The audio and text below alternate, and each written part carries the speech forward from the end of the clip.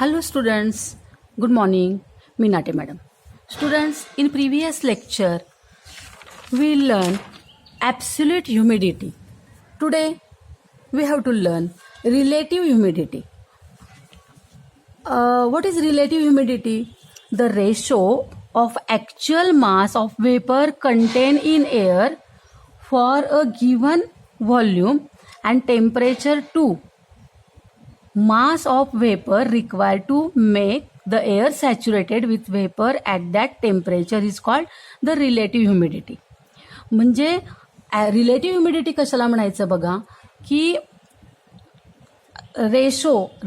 जो रेशो आहे कोणाचा ratio the ratio which ratio actual mass of vapour contain in air म्हणजे एअरमध्ये given व्हॉल्यूमच्या आणि गिवन टेम्परेचरच्या एअरमध्ये ॲक्च्युअल किती व्हेपर आहे त्यावेळेस त्या एअरमध्ये त्या व्हॉल्यूमच्या त्या टेम्परेचरच्या एअरमध्ये किती वॉटर व्हेपर आहे त्या वॉटर व्हेपरचं मास आणि ते व्हॉल्यूम आणि त्या टेम्परेचरचं ते व्हॉल्यूम त्या एअरला सॅच्युरेट होण्यासाठी किती वॉटर व्हेपरची आवश्यकता आहे त्या वॉटर व्हेपरचं वस्तुमान म्हणजे मास ह्या दोघांचा रेशो जो आहे त्या रेशोला रिलेटिव्ह ह्युमिडिटी असं म्हणतात.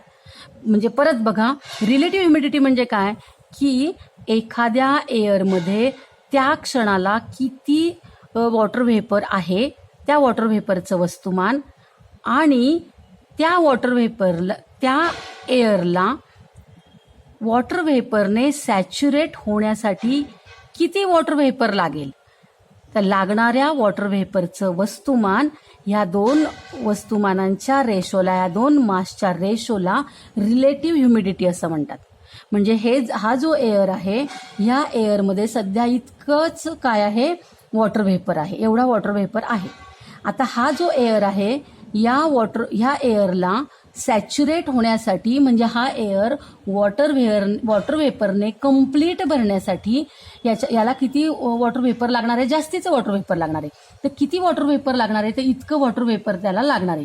तर सध्या असलेलं वॉटर व्हेपर आणि सॅच्युरेट होण्यासाठी लागणारं वॉटर व्हेपर या दोघांच्या मासच्या रेशोला रिलेटिव्ह ह्युमिडिटी असं म्हणतात.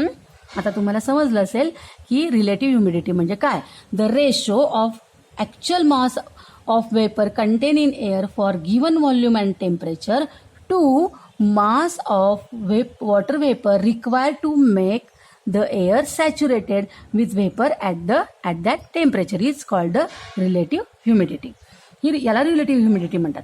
आता पर्सेंटेज ऑफ रिलेटिव्ह ह्युमिडिटी म्हणजे काय म्हणजे शेकडा relative humidity percentage relative humidity म्हणजे काय तर हा जो रेशो आहे या रेशोला जर आपण 100ने मल्टिप्लाय केलं तर आपल्याला पर्सेंटेज रिलेटिव्ह ह्युमिडिटी कॅल्क्युलेट करता येते. म्हणजे एखाद्या दिवशी किती ह्युमिडिटी आहे किती पर्सेंट ह्युमिडिटी आहे 60% आहे का 80% आहे का 100% आहे. तर हे पर्सेंटेज रिलेटिव्ह ह्युमिडिटीचं पर्सेंटेज कसं काढायचं तर रिलेटिव्ह ह्युमिडिटीचा जो रेशो आहे त्याला 100ने मल्टिप्लाय केलं तर आपल्याला पर्सेंटेज रिलेटिव्ह ह्युमिडिटी मिळते. तर पर्सेंटेज रिलेटिव्ह ह्युमिडिटी म्हणजे काय मग तर actual mass of water vapour contain in given volume upon mass of vapour needed to make the air saturated in the volume into 100 is called percentage relative humidity. Okay got it. समजलं तुम्हाला आता relative humidity म्हणजे काय relative humidity म्हणजे त्या क्षणाला त्या व्हॉल्यूमच्या त्या टेम्परेचरच्या एअरमध्ये किती वॉटर व्हेपर आहे त्या वॉटर व्हेपरचं वस्तुमान आणि त्या क्षणाला त्या एअरला वॉटर व्हेपरने सॅच्युरेट होण्यासाठी किती वॉटर व्हेपर लागणार आहे त्या वॉटर व्हेपरचं म्हणजे रिक्वायर्ड वॉटर व्हेपरचं वस्तुमान या दोघां वॉटर व्हेपरच्या वस्तुमानांच्या रेशोला म्हणतात रिलेटिव्ह ह्युमिडिटी.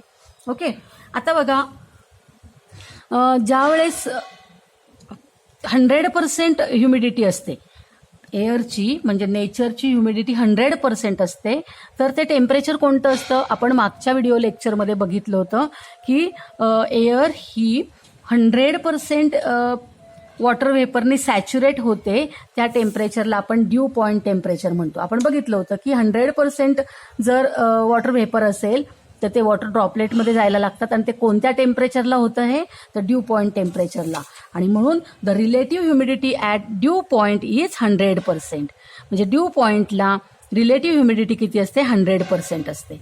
हां, if the relative humidity is more than 60%, the air is humid.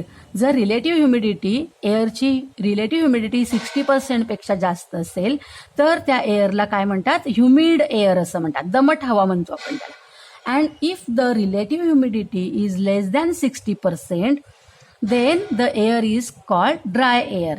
आणि जर ह्युमिडिटी, रिलेटिव्ह ह्युमिडिटी ही 60%पेक्षा कमी असेल एअरची, तर त्या एअरला आपण काय म्हणतो, ड्राय एअर असं म्हणतो. Okay, got it? Now let us see the unit of heat. हीटचं युनिट काय आहे बघा. हीटचं SI युनिट आहे जूल. हीट कशामध्ये मेजर केलं जातं, जूलमध्ये. SI युनिट आहे जूल आणि CGS युनिट जे आहे ते calorie. Unit of heat, CGS unit of heat is calorie and SI unit of heat is joule. आता बघा 1 कॅलरी हीट म्हणजे काय आणि 1 किलो कॅलरी हीट म्हणजे काय बघूया आपण. आता बघा 1 कॅलरी हीट म्हणजे किती हीट दिली तर त्या हीटला 1 कॅलरी हीट म्हणतात. तर the amount of heat necessary to raise temperature of 1 gram water, 1 gram of water by 1 degree Celsius from 14.5 degree Celsius to 15.5 degree Celsius is called 1 calorie heat. बघा, म्हणजे एका भांड्यामध्ये जर आपण 1 ग्रॅम वॉटर घेतलं, 1 gram water घेतलं आणि त्या 1 ग्रॅम वॉटरला आपण हीट द्यायला सुरुवात केली आणि त्या वॉटरला आपण 1 डिग्री सेल्सिअस इतकी हीट दिली. 1 डिग्री सेल्सिअस हीट दिल्यानंतर 1 डिग्री सेल्सिअस त्याचं टेम्परेचर आपण वाढवलं. 1 ग्रॅम वॉटर आपण घेतलं आणि त्या 1 ग्रॅम वॉटरचं टेम्परेचर आपण 1 डिग्री सेल्सिअसनी वाढवलं तर त्याला किती हीट लागली, त्या हीटला 1 कॅलरी हीट असं म्हणतात. म्हणजे 1 ग्रॅम वॉटरचं टेम्परेचर 1 डिग्री सेल्सिअसनी वाढवण्या इतकी हीट जी आहे त्या हीटला 1 कॅलरी हीट म्हणतात. मग हे 14.5 आणि 15.5 काय आहे, तर असं आहे की आपण 1 ग्रॅम जे वॉटर घेणार आहोत, या 1 ग्रॅम वॉटरचं टेम्परेचर 14.5 डिग्री सेल्सिअस इतकं असलं पाहिजे. म्हणजेच 14.5 डिग्री सेल्सिअसचं 1 ग्रॅम वॉटर घेऊन आपण त्या वॉटरला इतकी हीट द्यायची की 14.5 डिग्री सेल्सिअसचं टेम्परेचर 15.5 डिग्री सेल्सिअसपर्यंत वाढेल. मग हे टेम्परेचर 1 डिग्री सेल्सिअसनी वाढलं की मग किती हीट दिली गेली, तर ती हीट जी असेल त्या हीटला म्हणतात 1 कॅलरी हीट. आता तुम्ही म्हणाल की 14.5 आणि 15.5 म्हणजे 14.5 डिग्री सेल्सिअसचंच वॉटर का घ्यायचं, आपलं घरातलं वॉटर का नाही घ्यायचं, तर त्याचं कारण असं आहे की तुम्हाला माहिती आहे की आपण जर वेगवेगळं वॉटर घेतलं, समजा मला 1 कॅलरी हीट मोजायची आहे आणि मी जर 40 डिग्री सेल्सिअसचं टेम्परेचरचं वॉटर घेतलं, तुम्हाला मोजायचे, समजा तुम्ही 20 डिग्री सेल्सिअसचं वॉटर घेतलं, आणखीन तुमच्या एखाद्या मित्राला जर समजा मोजायचं असेल, त्यांनी समजा 3 डिग्री सेल्सिअसचं वॉटर घेतलं आणि तिघांनी प्रयोग केला. म्हणजे समजा मी 40 डिग्री सेल्सिअसचं वॉटर घेऊन गॅस पेटवला आणि टेम्परेचर हीट द्यायला सुरुवात केली. तुम्ही समजा 20 डिग्रीचं घेतलं आणि तुम्ही हीट द्यायला सुरुवात केली. तुमच्या मित्रांनी 10 डिग्री सेल्सिअसचं किंवा 3 डिग्री सेल्सिअसचं वॉटर घेतलं, त्यांनी द्यायला सुरुवात केली. तर तुमच्या लक्षात येईल की तिघही आपण हीट देतो आहोत. तर कुणाचं पाण्याचं टेम्परेचर लवकर वाढेल, तर ऑब्व्हियसली मी घेतलेल्या, कारण की ऑलरेडी माझ्याकडे जे वॉटर आहे त्याचं टेम्परेचर जास्त आहे. मग अशामुळे काय होणार आहे की प्रत्येकाने दिलेली जी हीट आहे ती थोडी थोडी वेगळी असणार आहे. मग आपण प्रत्येकाला 1 कॅलरी नाही म्हणू शकत, थोडा थोडा त्याच्यामध्ये काय असणार आहे, डिफरन्स असणार आहे. आणि म्हणून सगळ्यांमध्ये सारखेपणा यावा, संपूर्ण जगामध्ये सारखेपणा यावा ह्या मेजरमेंटमध्ये, आणि म्हणून आपण घेतलेलं आहे 14.5 डिग्री सेल्सिअसच सगळीकडे घेण्यासाठी आपण हे घेत आहोत. 14.5 डिग्री सेल्सिअसचं वॉटर घ्यायचं सगळीकडे ठरवलं गेलं आहे.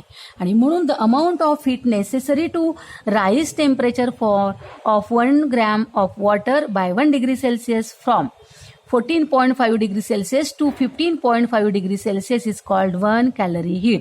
म्हणजेच 14.5 डिग्री सेल्सिअसच्या 1 ग्रॅम वॉटरला हीट देण्यास सुरुवात केल्यानंतर त्या वॉटरचं टेम्परेचर 15.5 डिग्री सेल्सिअस जेव्हा होतं तेव्हा जेवढी हीट दिली गेलेली आहे त्या हीटला 1 कॅलरी हीट असं म्हणतात. तर तुम्हाला 1 कॅलरी हीट म्हणजे काय समजलं असेल. आता आपण 1 किलो कॅलरी हीट म्हणजे काय बघूया.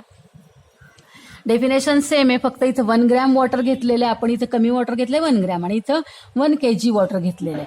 The amount of heat necessary to raise temperature of 1 kg of water by 1 degree Celsius from 14.5 degree Celsius to 15.5 degree Celsius is called 1 kilocalorie heat.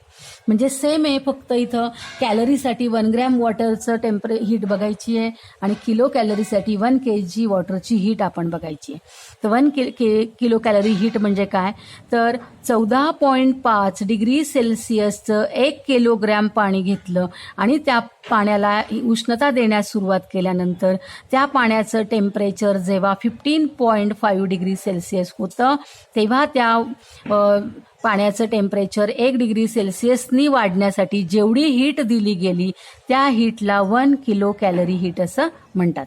अशा पद्धतीने आपण 1 किलो कॅलरी हीट म्हणजे काय आणि 1 calorie heat म्हणजे काय बघितलं.